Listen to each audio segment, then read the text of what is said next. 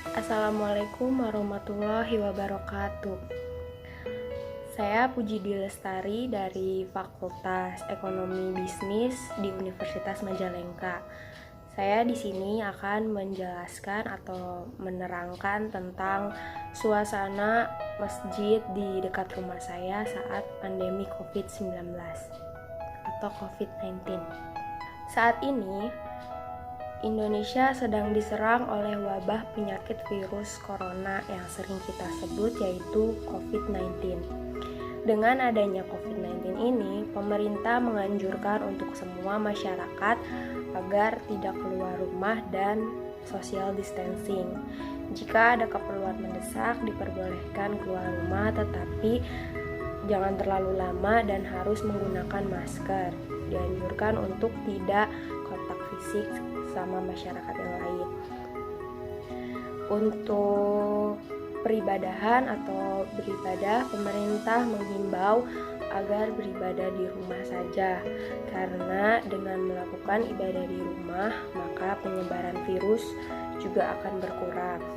Menurut para ulama dan ahli agama, mereka juga mengatakan jika di dunia sedang terjadi wabah penyakit, maka memang boleh dianjurkan untuk beribadah di rumah saja sampai situasi sudah memungkinkan dan menunggu anjuran dari pemerintah. Saya akan menunjukkan beberapa suasana atau masjid yang terletak di dekat rumah saya.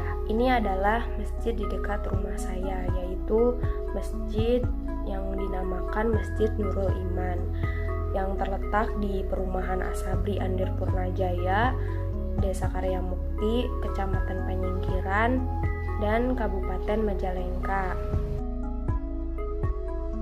Untuk suasana masjid di dekat rumah saya masih melaksanakan ibadah, salah satunya seperti sholat Jumat, sholat tarawih, dan sholat Idul Fitri pada waktu itu.